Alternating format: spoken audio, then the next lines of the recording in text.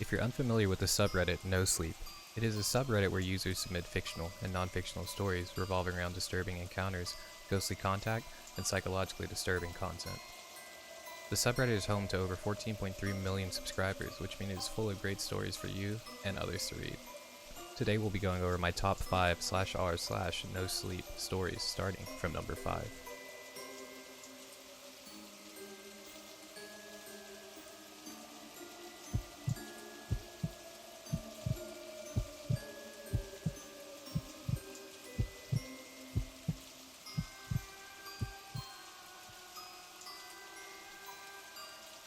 Number 5 in our list is Manpig, submitted by user Amanda HRK. They called him Manpig because of the ghastly snout-like cleft in his chin and a chronic lung disease that left him with a raspy voice which tumbled out of his mouth as he grunts and squeals, like a pig. Naturally, it wasn't exactly a term of endearment. See, Manpig and I were friends together in school, and so I was a personal witness to the hell that he was put through by the other kids. It wasn't strange to see flocks of mean teenagers buzzing around him, stripping away at his dignity like woodpeckers with their nasty barbs. And that was when he wasn't busy getting his already unappealing face rearranged by others, all simply for being who he was. Can you imagine what that's like? To have violence heaped on you for simply existing? To be used as a stepping stone for someone looking to climb the social ladder? Things weren't better at home for him either. A mother who was addicted to meth and an abusive alcoholic father made up his family. And I'm using that term very loosely here. It wasn't a surprise to any of us who knew him that he couldn't make much of his life at all. In fact, it was a damn near miracle that he had survived decades of abuse and turned into the kind-hearted man people eventually came to know him as. Years after the rest of us have graduated, gone to college, or moved on with our lives, Manpig chose to go back to our high school to work as a janitor. He chose to shuffle through and clean the same hallways that had so tormented him. Maybe he was trying to exorcise old demons. I don't know. What I do know is that he happened to be there when my son was going through the most difficult period in his life. It was a cruel twist of irony that my son ended up facing the exact same sort of bullying that I had been a mute spectator to back in my own youth. And that too by the children of the very same people who harassed Manpig back in the day. Just a vicious cycle of rage and hatred. I was forced to contend with the same apathetic attitudes I myself had embraced all those years ago, forced to rage against the same ineffective institutions that had turned a blind eye to Manpig's abuse. Day after day of running around helplessly, trying to put an end to my son's bullying, made me finally understand just how deep the rot was in our community. Yet I couldn't do anything but watch the spark go out of my son's eyes as he turned into an empty husk, a pale shadow of the bright stream of sunlight he used to be in my life. Believe me, I tried everything I could to bring the torment to an end. I approached the school authorities, his teachers, the school counselor, the principal, but to no avail. They fed me platitudes and assured me it'll stop, but it never did. I spoke to the parents of the 4 boys who were the worst of them all, pleaded, threatened to call the police, but it only ended up making things worse. My son started hiding his cuts and bruises. My efforts to help him had resulted in him pulling away from me. Manpig was a godsend at a time like this. He lent an ear to my son when he needed confidence the most. Perhaps it was due to the fact that Manpig had been through the same shit he was now going through, but my son found it easy to open up to him. To this day, I think those conversations were a major part of my son not taking a disastrous step. They bonded well, and now my son has come to look at Manpig as an uncle-like figure, who in turn completely broke down when my son's torment was escalated. I was in office when I got that call that day. I remember how the coffee mug dropped from my hands and crashed to the floor, some of its shattered pieces bouncing off the tiles and landing on my shoe. I remember being in a daze as I walked out of the building, got into my car, and drove to the beginning of the bike trail in the woods behind the school, now cordoned off by yellow tape. I remember shoving aside uniformed police officers and retching when I finally saw him. How broken and bloody he looked. How his skull had caved in at a point. I still have nightmares about my son's body lying in that dirt track out in the woods. We all know who did it. But knowing something isn't the same as proving it in court. Besides, those 4 were kids, juveniles.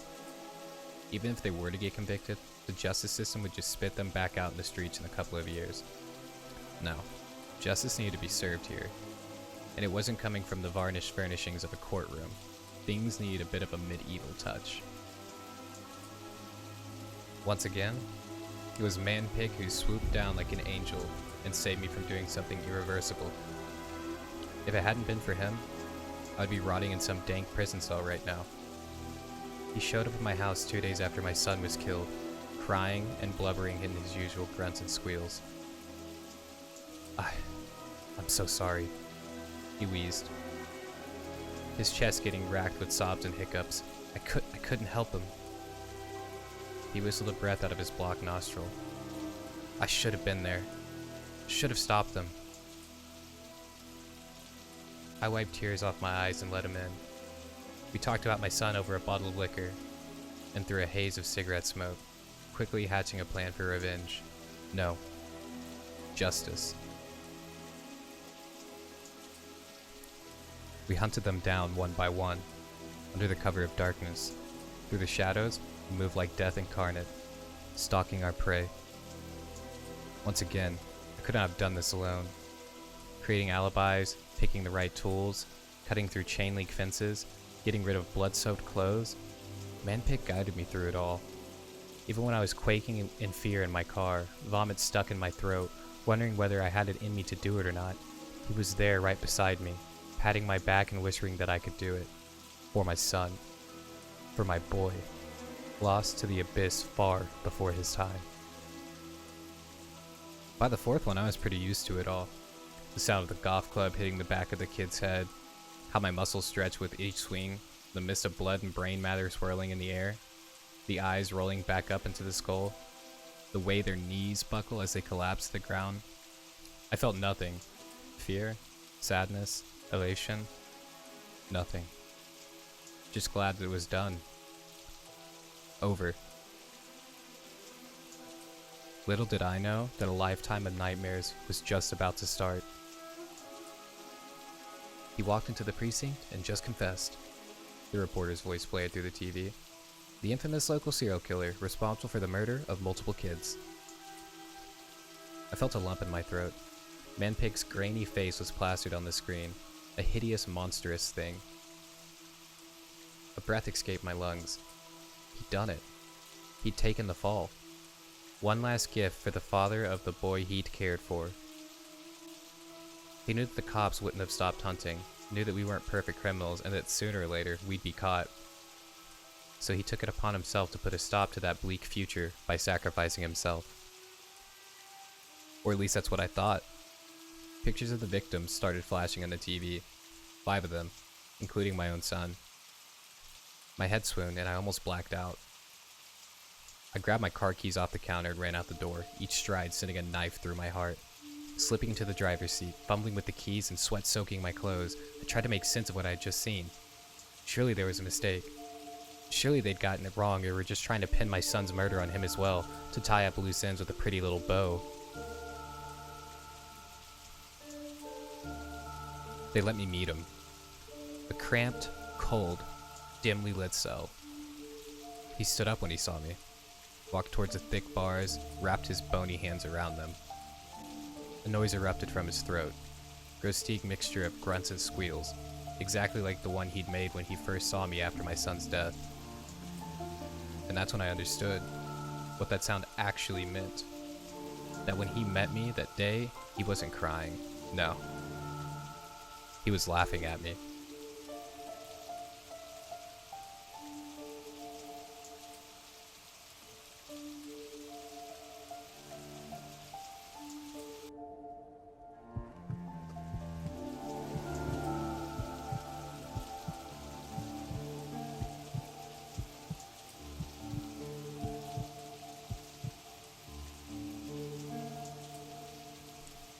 Number 4 on our list is every year on my birthday, I have to die. Submitted by user Richard Saxon on the NoSleep subreddit. I died for the first time on 18th of August 2006. It wasn't a particularly pleasant death, but nor was it the one that I expected. It was simply the random act of violence that destroyed my life, and it came out of nowhere. We were just relaxing at the pub, enjoying a few drinks after a busy day of work. It was my turn to buy a round of drinks, so I was trying to get the attention of the bartender. I felt someone punch me in the side. At first, I thought someone had just hit me. But then I felt the warmth and the rapid stream of blood pouring down my shirt. I realized then and there that I'd actually gotten stabbed. As far as I can remember, it wasn't even that painful. Still, my legs gave out under me and I collapsed to the floor. Even then, I worried more about ruining my expensive suit, ignoring the fact that I might be dying. Oncoming death is funny like that. Everyone thinks they're the exception, that they'll get out from whatever horrible situation the universe has thrust upon them. At least that's what I thought, as a life drained from my body. The world around me just faded to black, and before I knew it, I just died. Then there was the void. At first, it was a little more than darkness, only broken by weird shapes and colors in the distance. As I regained a sense of surroundings, I was dragged towards a new world, one without pain, suffering, nor death. All there was were people on a journey to different destinations. Where they had all died like myself, or if they weren't born yet, I didn't know. All I knew was that I wasn't afraid anymore. The worries, the anxiety, and all my fears had been left behind. A light appeared in the distance, endlessly far away. I knew that would be my final destination, my final purpose in the brief life I'd led. Unfortunately, I never managed to get that far. I was jolted awake in my own bed, soaking wet from sweat and shaking like a maniac. My hands reflectively clutched my side to cover up the wound I'd sustained. But it wasn't there anymore. In fact, I didn't have a single scratch on me. Had it all been a dream? My phone lit up on the bedside table. I picked it up to find dozens of texts and missed calls. Hey man, we're at the pub. Are you coming or what? The first message read, sent at 9:43 p.m. Hey Rick, where the hell are you? The second message read, sent at 10:23 p.m. Then there were a couple of phone calls and another message. I guess you fell asleep, or maybe you're getting lucky. Whatever, man. I'll drink another shot in your honor. Happy birthday, Rick. Then I had over 20 phone calls, and a singular message that sent shivers down my spine. For fuck's sake, pick up the damn phone. Something happened to Danny. I immediately called them back. My fingers were trembling both from anticipation and from the memory of what happened only a night ago. Even if my death had been a little more than a nightmare, I knew for sure that I'd met up with my friends at the pub. The phone rang 3 times, and then Jake picked up. Rick, is that you? Where the hell are you, dude? Jake asked with a panicked, tired voice. I don't know what happened, man. I guess I fell asleep. I half asked, half stated. Danny got stabbed last night, Jake said without listening to my explanation. Stabbed? How? I don't know, man. Some nutjob just walked up to him and stabbed him in the side. I almost dropped my phone in shock. Danny had been attacked just like myself, in exactly the same place. 1,000 thoughts rushed through my mind, but worry quickly became my main concern. Is he alright? I asked. He's still in surgery. They're only letting his wife know about... Wait. Here she comes. Jake put his phone down, but I could still hear her through the muffled sound of their discussion. Danny's wife seemed upset, but I couldn't make out the word. Jake? I asked. He's dead. Danny's dead. The next few moments turned into a blurry haze of information. We'd all known Danny since we were kids, and now he was just gone. The murderer never even made it out from the pub. Apparently he got shot by one of the patrons as he tried to attack yet another guest. Still, I just couldn't shake the feeling that I was supposed to die that night. Regardless of what happened, time marched on without answers. Some of our co-workers quit after Danny's death, trying to hopelessly move on. I really didn't blame them. I also needed some distance. I never even told them about what I experienced that night. It probably wouldn't have helped them anyways. A year passed, and I hardly really spoke to any of my friends.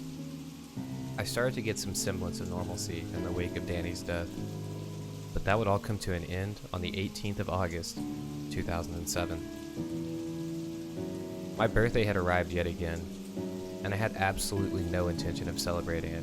Instead, I called in sick to work, bought a bottle of whiskey, and spent the day playing video games. By the time day had given way to night, I'd almost finished the bottle. Even as a rather large guy, the alcohol had hit me hard. At around 9 o'clock, I just passed out in bed, awaiting a horrible hangover in the morning. Only woke around midnight, when I heard the front door forcefully break open, followed by footsteps and whispers. I tried to get up, still pretty drowsy from the alcohol. As I took one step out of my bed, it slipped and came tumbling down the floor. It produced a massive crash, loud enough to alert whichever intruders had broken in. "I thought you said no one would be home," a man stated angrily. "Don't worry about it, man. I'll go deal with them." The footsteps moved quickly in my direction. I tried to lock the door, but they were too fast. Kicking it open, it knocked me back into the ground. A masked man entered my room, holding onto a gun. He only spoke a single sentence to me before pointing the weapon at me and pulling the trigger. "You should have stayed quiet." Unfortunately, the man was a horrible shot. He'd aimed at my head, but had hit me in my throat instead. There I lay, drowning my own blood as I desperately gasped for air. I couldn't crawl away, and I couldn't call for help. I died on my bedroom floor on my own birthday, just as I had a year earlier. Once the life finally drained from my body and the god-awful pain ceased, I was back in the world beyond. I walked through the same colorful dimension that lay just on the edge of life. I admired the shapes and colors as they passed. In the distance, I saw a tree with branches stretching endlessly far from its trunk. From each dripped branch dangled a person, real but not existing in our world. I wanted to visit them, but that wasn't my destination, because just like before, I would awake in my own bed, unharmed by the events from the previous night. My phone buzzed, and I was filled with unfathomable dread. I still couldn't quite believe it, but I started to understand that someone would take my place in death. "Hello? Rick, it's Dad. Your mother, she passed away last night." A lump formed in my throat.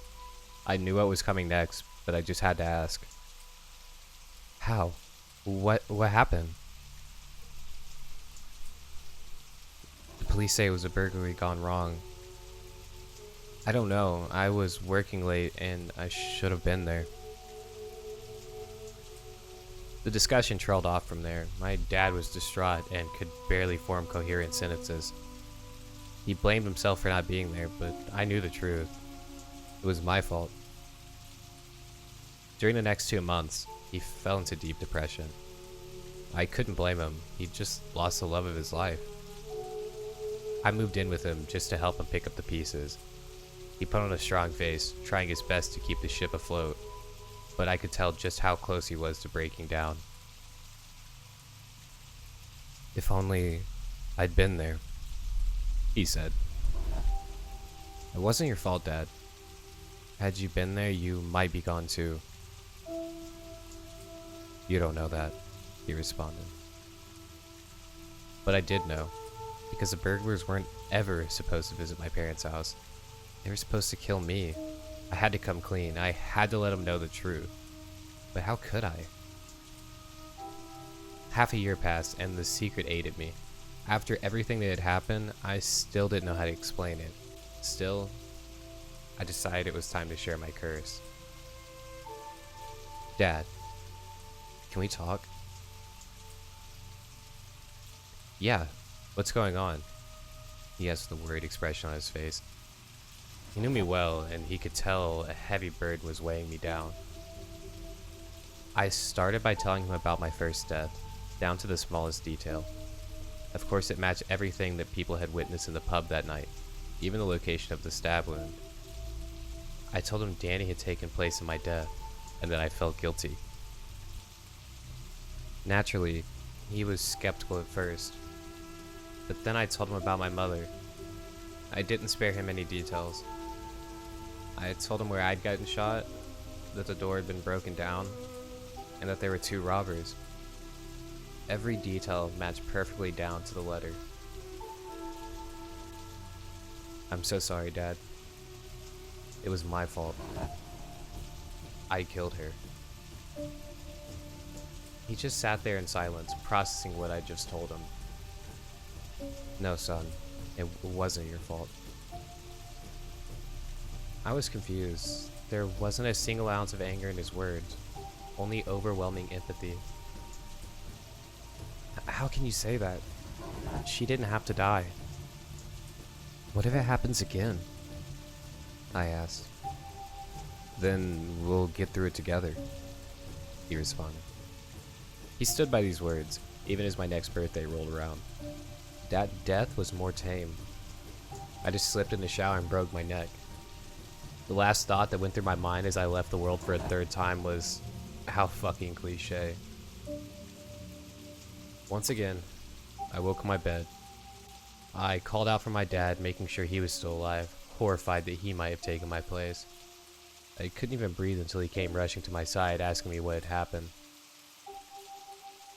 I broke my neck, but I'm fine, I think. It took a while before I figured out who had taken my place at that time.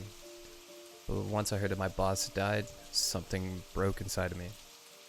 He was the kindest man I'd ever met, and just like myself, he'd slipped and broken his neck. That was the final straw. It wasn't some bizarre coincidence I could brush off, nor premonition. I decided then and there that I couldn't live with the responsibility. I had to put a stop to it, even if it meant giving up my own life. I figured that if I took control over my own fate, and killed myself outside my own birthday, maybe I could prevent more people from dying. First, I left behind a long letter to my father, explaining why I had chosen to leave. I couldn't face him in person. I knew he'd just try to talk me out of it. But it was something I had to do. I couldn't allow any more people to die on my behalf. Alas, fate is a fickle bitch. No matter how hard I tried, I just couldn't end my own life.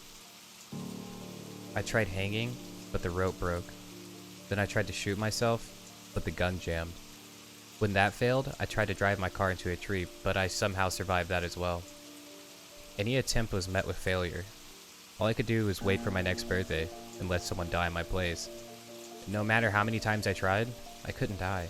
I was a slave to destiny, and it was destroying me. In 2009, I was hit by a drunk driver, and my girlfriend took my place. In 2010, I drowned, and my kind neighbor had to go through that death. In 2011, I died from a brain aneurysm, which ended up killing my aunt. And so on and so on. Each year I'd die, and a person close to me would take my place. I kept trying to find a way out, but fate wouldn't have it. Years went by, and on the 18th of August 2019, I would die for the 14th time. I had already fallen sick a week earlier, much to the doctor's confusion. According to each and every laboratory value, I was actually fine. Yet I kept getting sicker. My father and I both knew my time was near, but we also knew I'd be forcibly brought back. Then, at midnight on my birthday, my heart just gave out. I was jolted awake in my own bed, and the sickness was little more than a distant memory. "Dad?" I called out. I didn't get a response. I got out of bed and called his name again, but I was met with silence. I didn't have to call out a 3rd time. I already knew what had happened. I carefully walked in his room, horrified at what I knew had come. The funeral came and went in a blur. The only noticeable thing was the missing seats from the people who had passed before him. Some of them had lived their own lives and died as nature intended, but a number of them were supposed to live on. Instead, they had just taken my place in death. I inherited a number of things from my father. Among them, I found a letter addressed to me. It looked rather worn, so I could tell he'd written it a long time ago. Dear Richard, today is your birthday, and it has officially been a year since your mother passed. While I miss her greatly, I'm thankful to still have you around. I know that if she was given the choice, she would want you to live, and I feel the same way. We both know that I might one day take your place in death. Never doubt that I would happily give my life if it means you may live. You didn't choose this curse, so never blame yourself. Just do what every person is supposed to. Appreciate the people around you, because you never know which day might be their last. Since I read that letter, I've been looking for a way out. My father might want me to stay behind, but how can I live on knowing that I'm taking someone else's place? I've long since left town, living by myself in a cabin somewhere away from people. Hopefully, if I have no one else left that cares for me, people will stop dying. At least until I can figure out not only how to die, but how to actually stay dead.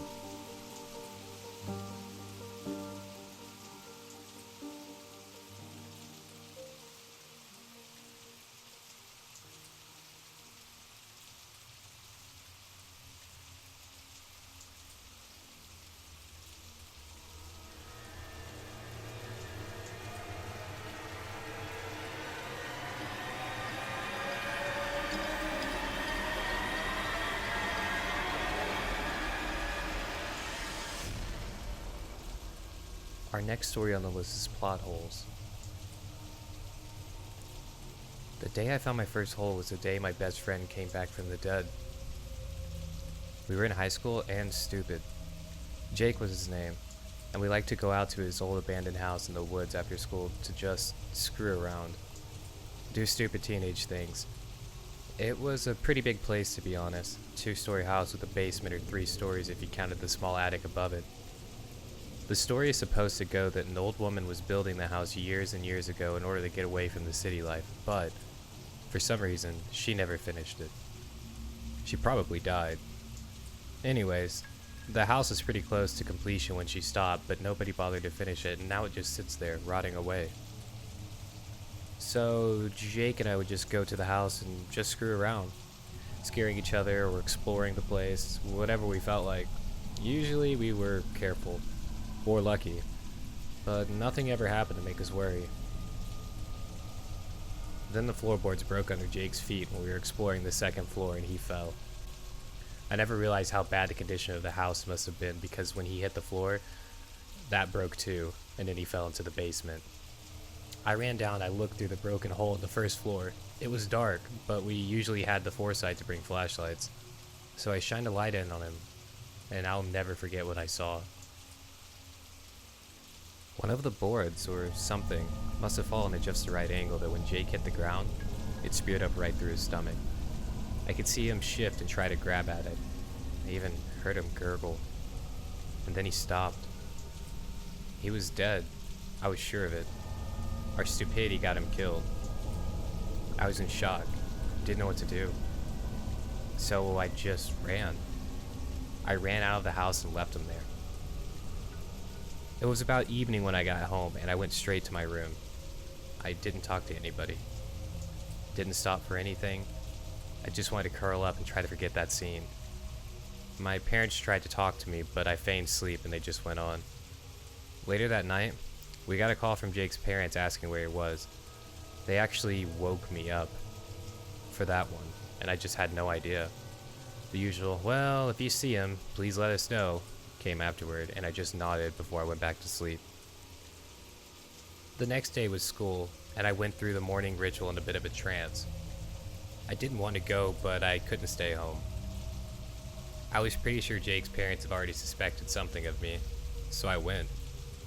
School was just like usual.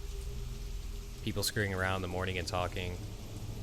I went up to my normal group of friends that I hung out with before the first bell rang, and my heart stopped. There was Jake. He stood there, just laughing and being his normal self. When he saw me, he looked over and grinned before coming over.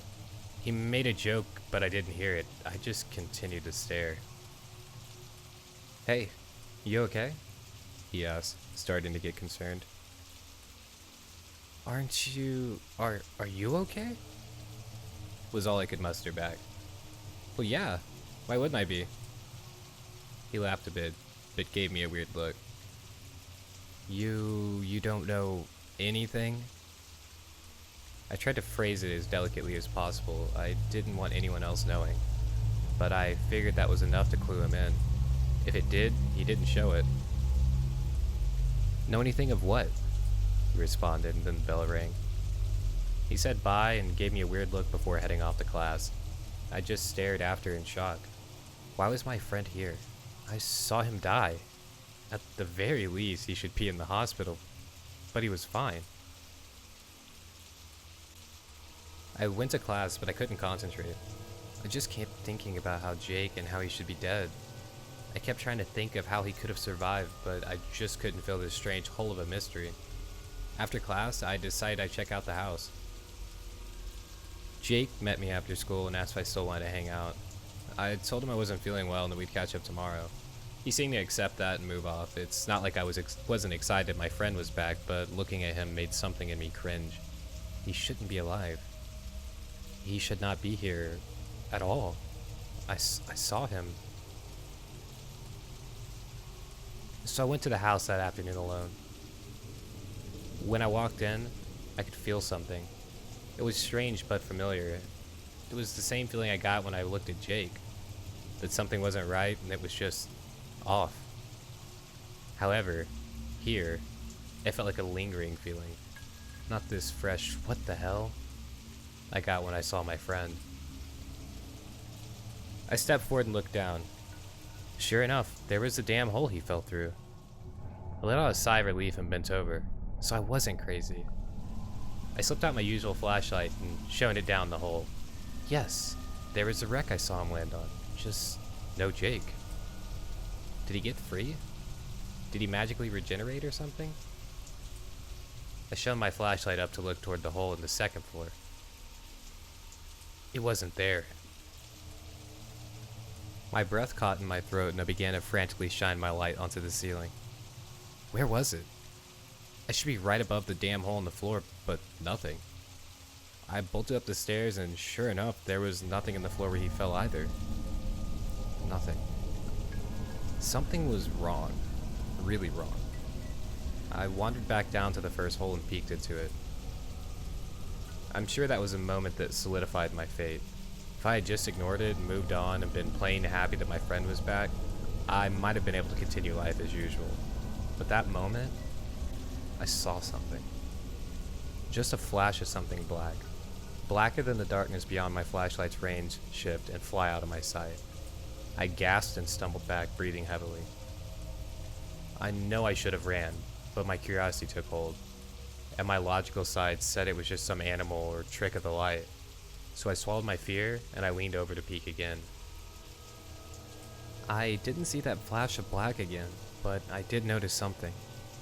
The boards and wreckage underneath the hole were gone.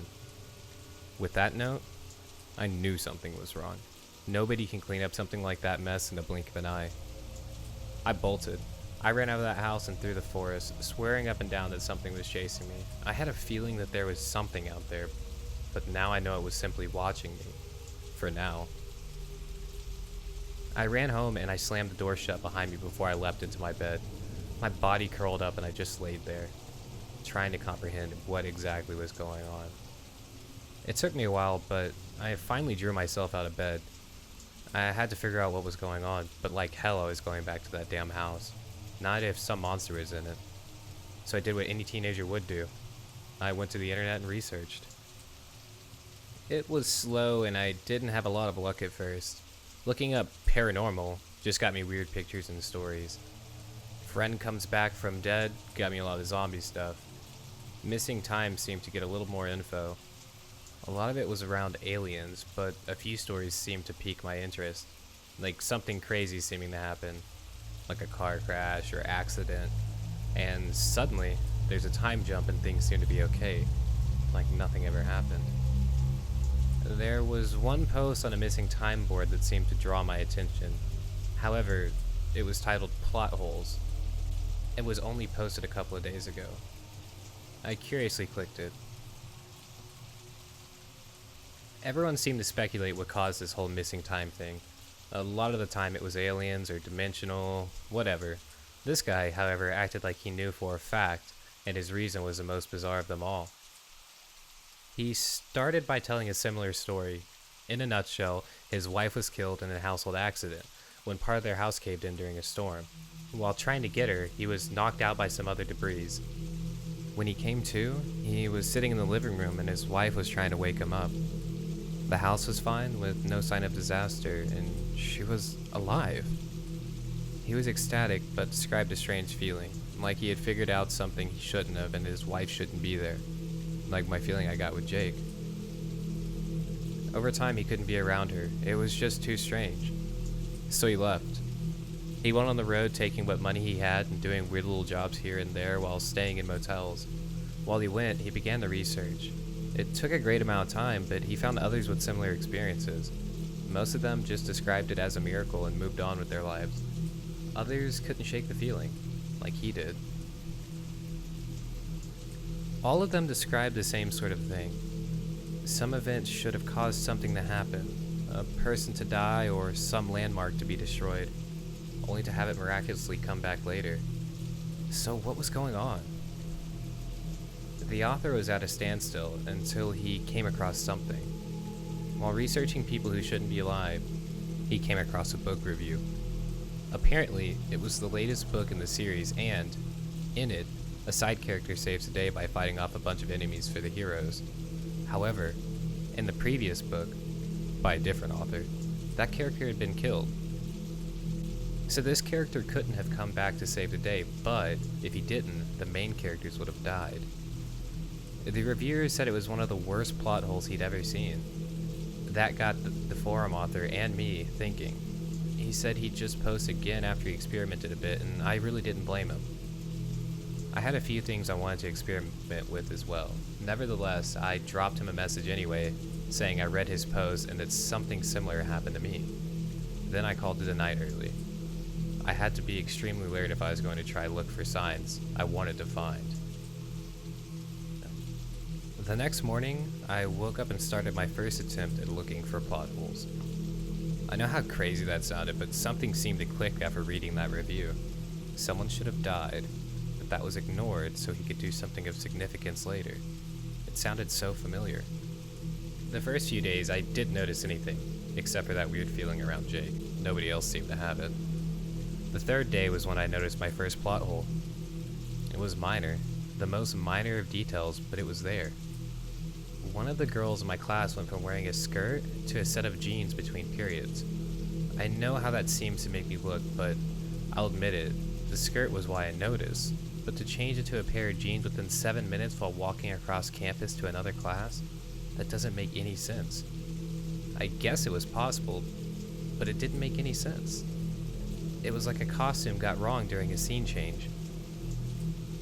After that, it all went downhill. I kept seeing changes everywhere. A sign would be black in the morning, but light green later at night.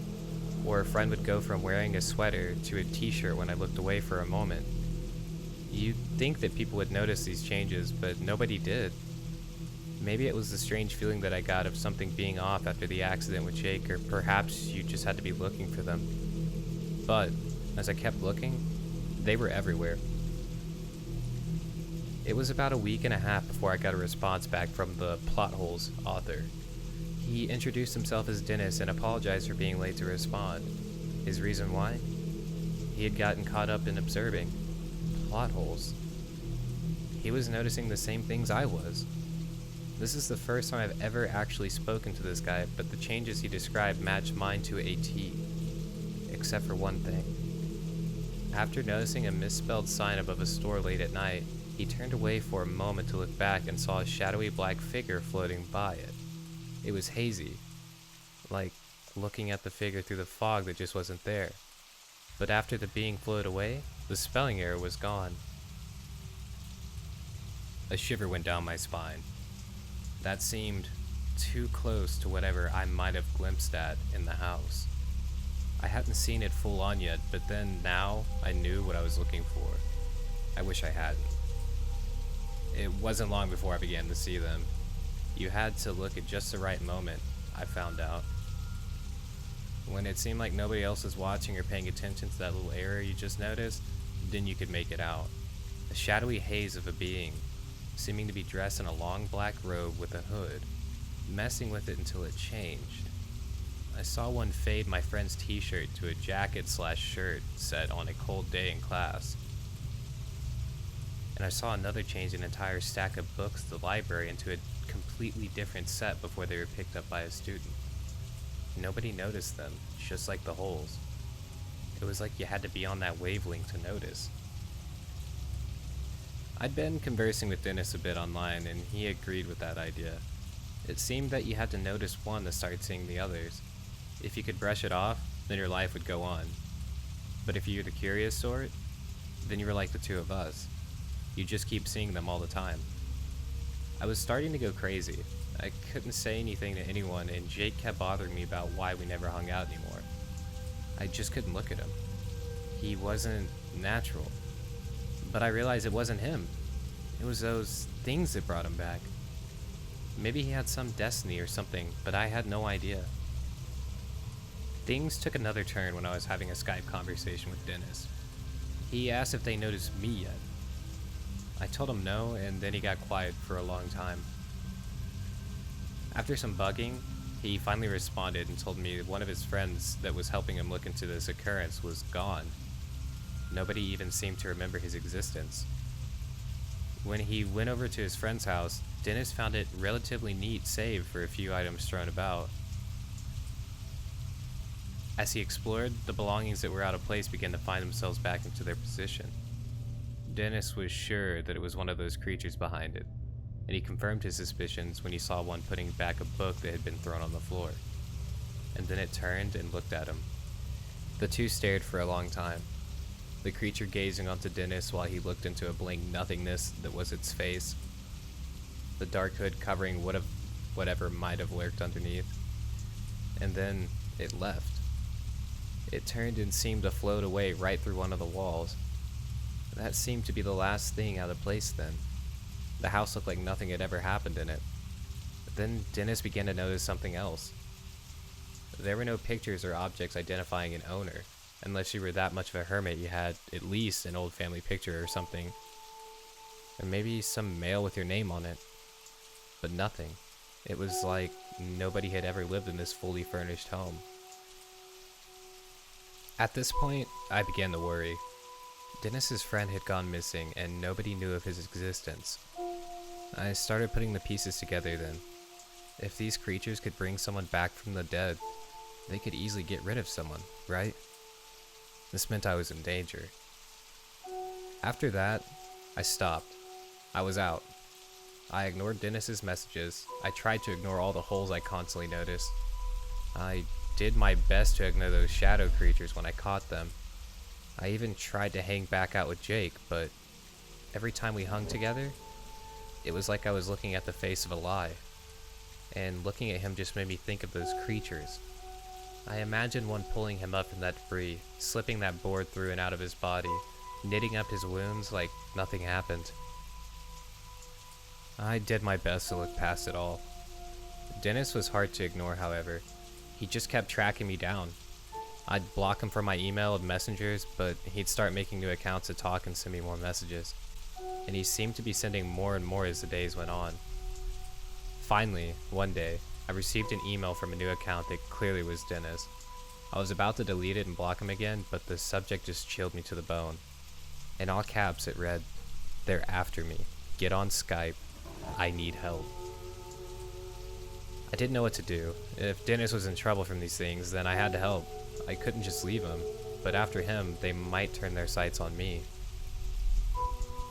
I had to help though. I wasn't going to just leave him hanging, especially if he was in danger. I logged on to Skype, added his new account, and immediately got a video chat request. Dennis was in his apartment with the lights off, and he looked terrified. "What's going on?" I asked as I leaned in. "They've been following me around," he spoke, his voice an exasperated whisper. More and more of them keep coming around, and not just to fill the holes. They're watching me. Are you sure? I responded. In response, he lifts up his laptop and carried it out to what looked to be the kitchen. He set it down in front of a window and drew back the curtain. I couldn't make it out until he turned on the light. My heart stopped. I'd only seen one of them at a time, maybe even two if something was particularly a larger change. But there were at least 3 or 4 behind that window, just staring in with those empty, hooded faces. He quickly flicked off the light and turned his laptop back towards him. Do you see? I don't know what to do. I don't want to end up like Jerry. Tell me what to do. He was getting more and more anxious. I had no idea what to tell him. I didn't know what these things were. I didn't know what they wanted or how to stop them. I opened my mouth but couldn't form the words that he needed to hear. And as I stammered to find a way out, I saw them slip into the background behind him, through a freaking wall with a cabinet. Dennis! Behind you! He turned just as the first approached. God, there were a bunch slipping in now. 3, then 4, then 5. He never stood a chance. The first reached forward with an inky arm and shoved it straight through his chest. There wasn't any blood, or even a sound save for Dennis's terrified screams. He began to writhe, grasping at his chest as the creature held him by there. I don't even know what. His spine? His heart? Hell, it could have been his very soul for all I know. Then the others were on top of him. They fell onto him like a dog pile, consuming him in their presence. I couldn't scream, and I couldn't look away. I just watched as he faded from view as those creatures piled onto him. Then slowly, ever so slowly, they backed away. Dennis was gone. I bit back tears as I saw the empty space he had been in. I knew what had happened. He was gone. Erased. Nobody would even remember him. He was a hole that had to be filled in and taken care of. Then their attention turned to the computer. To me. My eyes widened as the realization hit me. I was another hole. I was an issue in their grand scheme. A thorn that had to be plucked. A part that drew attention to the inaccuracies of this world that they were trying to design. And I had to have been taken care of. I didn't even bother to turn off the computer. I just stood and turned only to find myself face to face with a horde of them.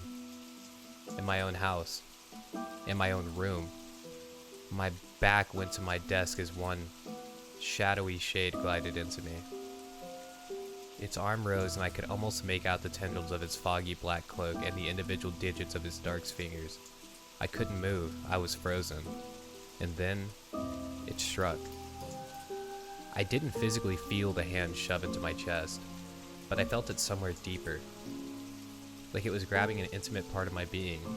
I felt violated, exposed, and most of all, completely terrified. I screamed as it began to squeeze. It hurt. It hurt so fucking much. My vision blurred, but I could see the others move around me. They filled in a circle around my body, regardless if there was something in their way or not. They just glided through like those things weren't there. And then they fell upon me. Black hit me from every side. I screamed, but no sound came out. I could feel that hand wrenching back, pulling something so personal to me away. My body felt limp, and then I started to feel nothing. It inched along my limbs slowly, turning feelings of cold, pain, terror into absolutely nothing. I could only describe it as feeling of being erased. There was feeling, a strong feeling, and then nothing. It slowly inched along, riding up along my arms and legs until it consumed my whole being. The pain faded along with it, with the sounds of the world and my vision before me. Soon, nothing was before me but pure blackness. I was gone. I knew it. I was dead. Or worse, I didn't exist any longer. Stretched out before me was nothing but darkness. I tried to call out into the void, to claw my way forward, but I couldn't move a limb. More like though I didn't have a limb to move or mouth to yell. I was just an essence, a leftover floating, endless void of nothing. I'm still there, in pure nothingness. I can't move, or I don't think I have anything left to move. It's gone. Every part of me is gone. I wonder what happens now. I wonder what Jake's destiny was. I also began to wonder if this was death or something worse. A punishment for sticking my nose in places it shouldn't be. Is this death or pure erasure? I'm sure Dennis is feeling the same things I'm feeling. I can almost imagine him too, floating in the same void. Maybe one day we'll meet each other. It's a hope that I try to keep alive. It keeps me saying that I might one day not be alone here. That's the end of my story. I wish it was better. I wish I could say I fought back and saved myself. At least, that I was on the run. But some plots don't have happy endings. However, I'm sure I've left you wondering one final thing. If I'm dead or erased, then how could I have written this? Well, my poor friend, you've just discovered your first plot hole. Be wary if you see any more.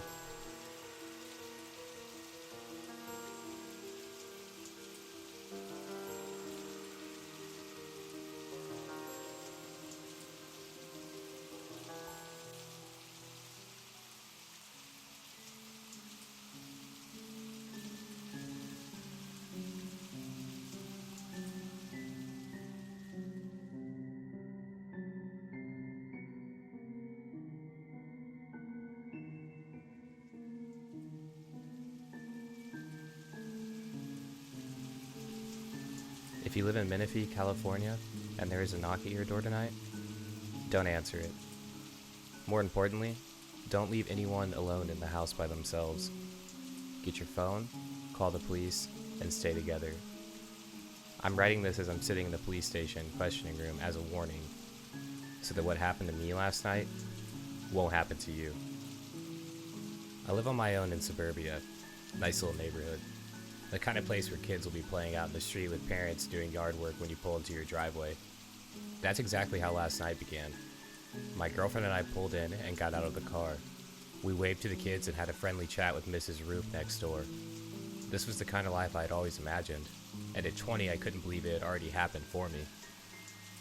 We went inside and started our evening. We made dinner. We loved cooking together. But there was a symmetry between us that just works. We ate, watched some TV downstairs. Just a normal night. Once it was time we went upstairs, she started doing her nightly routine girls always do in the bathroom. And I just laid in bed, reading Pen Pal for the 20th time. With the fan going and the water running from the bathroom, I almost didn't hear it. I wished now that the fan was set to 3 instead of 2, because then everything would be different. But no, it was just faint enough for me to hear the sound over everything else.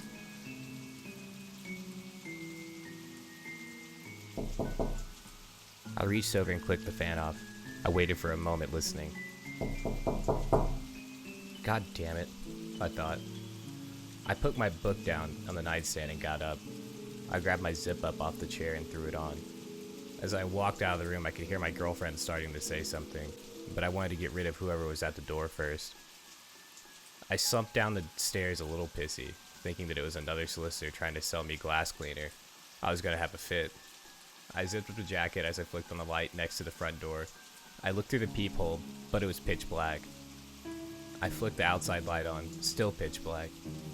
I figured the light bulb had gone out, as I've had problems with it before.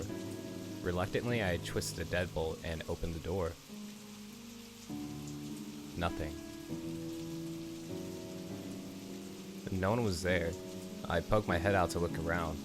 The yard and driveway were completely empty. Looking back, I made so many horrible mistakes. I stepped out onto the welcome mat. The streets were empty and silent, minus the hum from the streetlights. I scoffed and figured it was just the kids trying to play a prank. I turned and walked back inside. After relocking the door and heading for the stairs, I started to have a feeling. Something just didn't feel right in my stomach, and I knew that only one thing was going to put it at ease. Food. I walked down the hallway into the kitchen and flicked on the light. Opening up the fridge, I started to scan the shelves for something pretty quick and easy to eat. I settled on one of those wafer peanut butter and chocolate bars you can get at the dollar store. I keep them in the fridge so they don't melt in my hand when I'm eating them. I peeled back the plastic wrapper, and as I was taking my first bite, I noticed something odd out of the corner of my eye. The window above the kitchen sink was open. I'd never opened that window for the entire time that I'd lived here. I thought back, trying to remember what it could have opened. And then I recalled her saying that she was feeling really hot while she was doing the dishes. She must have opened it herself to try to cool off. I walked over and slid it shut, and finally made my way back upstairs. I walked back into the bedroom and the water was still running. I went to the entrance of the bathroom. "Did you say something earlier?" I began to say, but stopped. The bathroom was empty. The water continued to pour out of the faucet. Steam floated up, clinging to the mirror. I stopped the water and turned around to scan the room. She wasn't there. "Amanda?" I called out. There was no answer. I went to the walk-in closet as well. There was also nothing.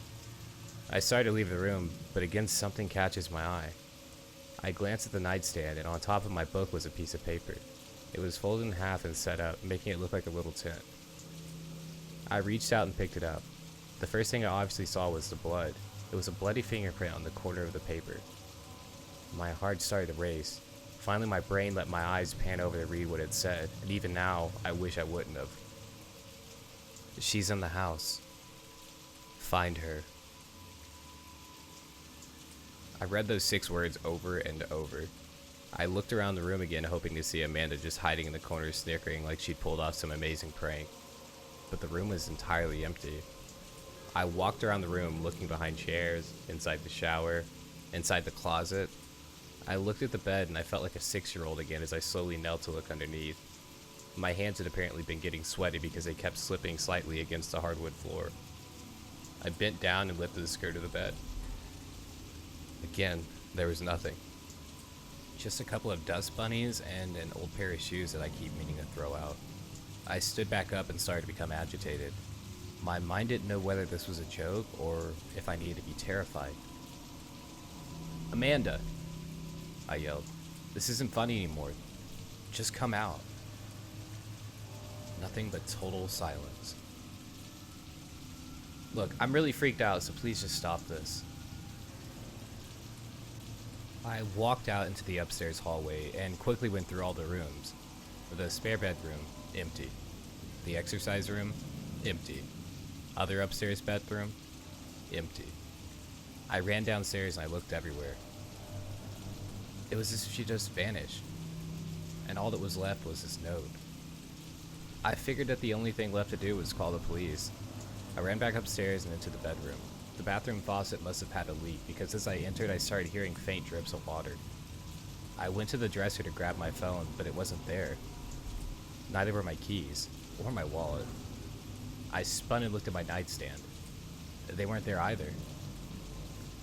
I grabbed my jeans I wore that day, and I checked the pockets. Empty. I threw the jeans on the floor again in anger. I stood there for a moment without a clue what to do. I stormed into the bathroom and I twisted the knob. It kept dripping. I hit the faucet, getting pissed, but then I froze. There was no water in the sinks.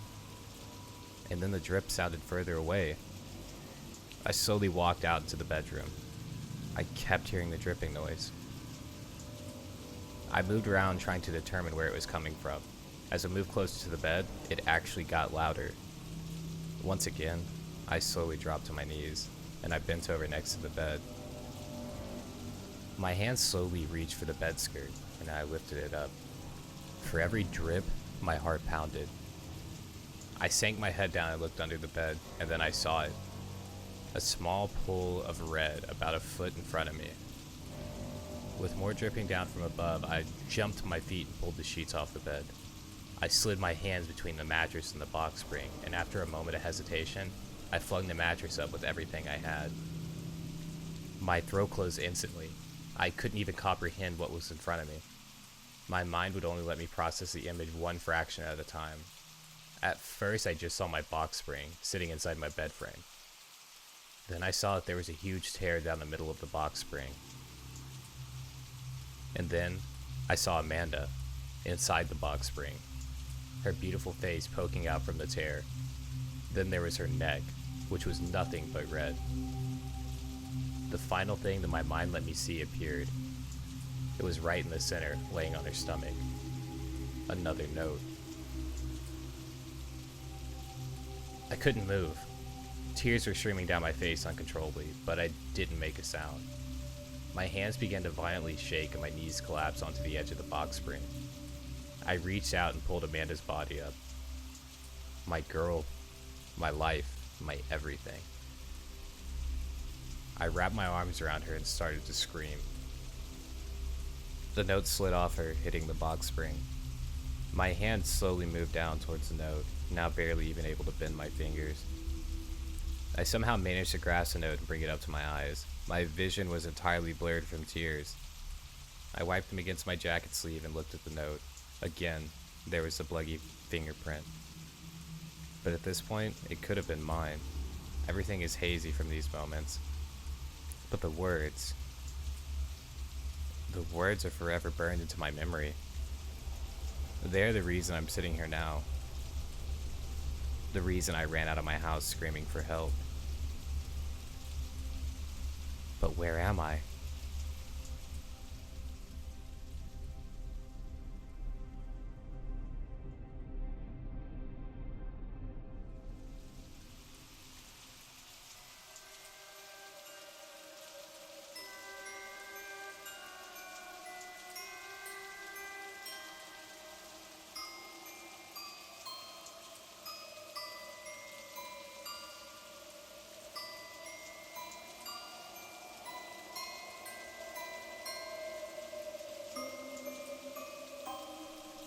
Like most people these days, I had a fucked up childhood. Who doesn't, right? My father took off before I was born, and my mother was left to care for me on her own, a skill she was sorely lacking. My mother slipped right back into the drug-addled party lifestyle she'd enjoyed before I was born, and had soon turned our two-bedroom apartment into an opium den. For the first 5 years of my life, I walked around in a confused, terrifying mist. The smoky air would flood down the hallways from my living room and slip under my bedroom door. It always seemed to linger for days. I know now that my mother wasn't a bad person, just a victim of her addictions. When she did have spare money, she would put food in the house or buy me clothes from Goodwill. The only pieces of furniture I had in my room was a mattress set and a little blue and white toy chest. Not that I had a lot of toys to put in it, of course. Just the 3 I had gotten for my birthdays. One was an art kit, one was a red wagon, and the last, my pride and joy, was a doll named Betsy. Betsy was my best friend. We would have imaginary tea parties together, sleep together, and even take baths together. Sometimes I even remember her voice. When I thought back on my conversations with the doll in adulthood, I realized that I was likely suffering from delusions, thanks to the always present butts of smoke that laid claim to the dingy hallways and drafty bedrooms of our small apartment. Still, I remember the sound of her voice. A pleasant, tingling lilt that was almost always coupled with a raucous giggle. I also remember the things that she said to me and the things that she wanted to do. She asked me to steal, usually food or pens or pencils. She wanted me to bring her forks and knives and hit the bad man who slept on our couch. It was always something, and I would always get in trouble. But of course she wouldn't. When I told my mother who had put me through these games, she would scoff and shake her head. She never believed me. Adults never do. Around my 6th birthday, I asked my mother for a birthday party.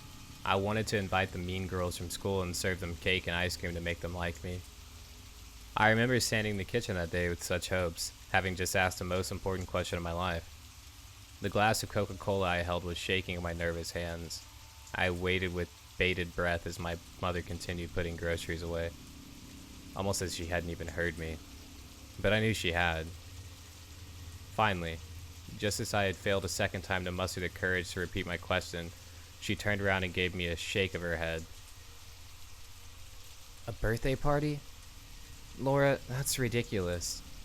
I can't afford to feed 15 children that aren't even mine. Hell, I can barely even afford to feed you.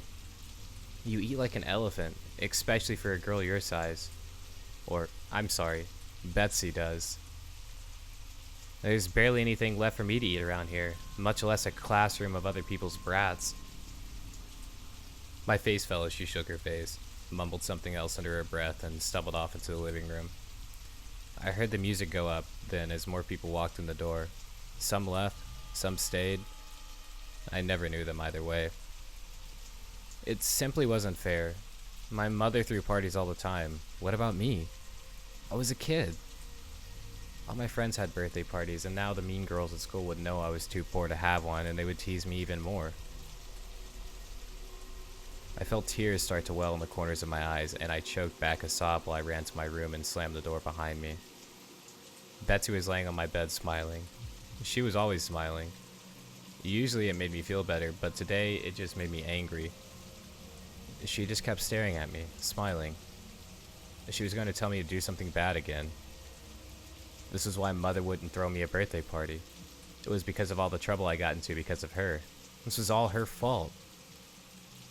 Betsy didn't have to go to school, and Betsy never got in trouble like I did. And in my young mind, I truly believed it was the doll, not my mother, who was to blame for everything. I snapped then. I screamed in indignant rage, and I threw a bottle as hard as I could at the bed. It hit Betsy on her forehead, and she fell to the floor. Good. I picked up the bottle, and I hit her again and again. I thought I heard her laugh, and I hit her harder. Then I laughed. When my rage was spent, I dragged Betsy to my toy chest and threw her in. I slammed it shut and kicked the chest against the wall. I never wanted to see Betsy again. Ever. I never owned another doll after Betsy. About a week later, the police came and two nice ladies took me to live in a new home in a new state, with food and toys and no drugs. The trunk went into the storage and the wagon disappeared. I never saw my mother again. As I got older, my foster parents admitted she was in jail, doing 25 years. That was fine with me. I felt nothing for her either way. I still had nightmares because of my life with that woman, but then slowly, I began to heal. I focused on doing well in school, and I ignored my mother's letters from prison. She reached out to me several times in my 20s as well, but I always declined her calls. That is, until this morning. I'm 30 now, with my own children and a loving, honest husband. I have a beautiful house, 2 dogs, and a career as a social worker trying to make a difference for kids who had it bad like me. I'm happy, I'm steady, and I'm content.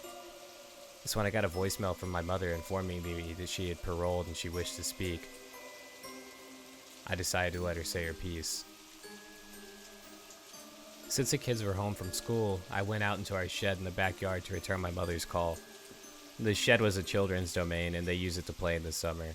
I sat on my old toy chest, which is currently being used as a tea party table, and dialed the number she had left me. Hello? Laura? Hi, Mother. How are you? Oh, Laura, thank you for speaking to me. I know you have your own life now, and a family. I would love to meet them someday. I just wanted to tell you how sorry I am. For everything. Mother, you are not meeting my kids. Ever. And since you called me, I'm going to tell you what I needed to say for years. The opium, the heroin, they destroyed me. And the worst of it is, you almost took me down with you. I was 5. That was no home for a child. Honestly, I'm surprised it took you so long to get caught. Laura, I know how it seems, but I honestly know nothing. Look, it hardly matters, and I do understand why you would feel that way. Why you would hate me and not want me to meet your little ones. I learned a lot about forgiveness while I was away, and just... Oh, Laura, I'm so sorry about Betsy. Betsy? I paused, confused. Why would you care about her? I know, Laura. Believe me, I do. It was all my fault. The drugs, the partying. Betsy. Oh, God. If I'd only paid more attention, had I only known. She's gone, and it's because of me. As my mother began to cry, I tapped my fingers on the toy box impatiently. The drugs had clearly fried her brain. Mother, I sighed. Why are you talking about Betsy? And why do you even care? I know where Betsy is, right underneath me. What are you talking about, Laura? Oh God, where is she? I shifted uncomfortably. Well, Betsy's in the trunk, where she's always been. There was a beat of stunning silence. What do you mean, your sister's in the trunk? Sister? What the hell are you talking about? Back on drugs so soon? That's a record, even for you. Betsy's a goddamn doll. I locked her in my toy box a few days before he got arrested for possession. Laura. Oh God. No. Laura, what have you done? I wasn't arrested because of the drugs, Laura. I was arrested because of Betsy's disappearance. You always called her your little doll. But you thought you knew. Oh God, we thought you knew. Laura, no, what have you done to my baby? My mind had gone blank, and with no emotion I set the phone down next to me and stood up. I could hear the muffled sound of my mother's anguished cries and feel the dark clutch of possibility in my own chest. Memories were stirring in the back of my mind, threatening to flood forward into my consciousness. They pushed against a door in my mind that had been locked so tightly for so long I had forgotten that it was even there. Was it even possible? Could the trauma and the opium have really led me to believe that a small child was actually a doll, begging for food and utensils to eat with, asking me to protect her from the bad man? No. I slowly turned around and brought my eyes down on the makeshift tea party table. Surely, it was too small. You couldn't fit a person in there. You couldn't. But then, what about a very small, starving, emaciated child? What about her? Would she fit? Would an investigator even bother looking for a person in this chest? I knew I wouldn't. It was just too small. And I was sure we had opened the toy box at some point over the years, hadn't we? Or had something swimming in the dark recesses of my memories always stopped me? I couldn't remember ever seeing it open. I knelt down to the ground and opened the clasps. It would be better to not look. After all I'd overcome. This new life that I earned for myself, it could all be undone by opening this toy box. I shouldn't open it. I should throw it in the landfill and forget that it ever existed. I should not look inside. I opened the chest. I never had a doll. My mother never could afford to buy me one. I never had a wagon either, for that matter. But I did have a toy box. A pretty blue and white toy box. And when I was 5, I beat my little sister to death, and I put her in it.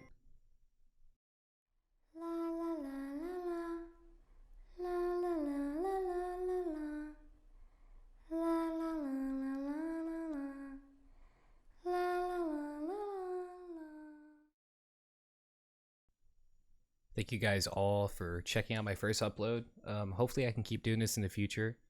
I really appreciate any comments that, kind of tell me where to go with things, what I can improve on, and what you guys like to see.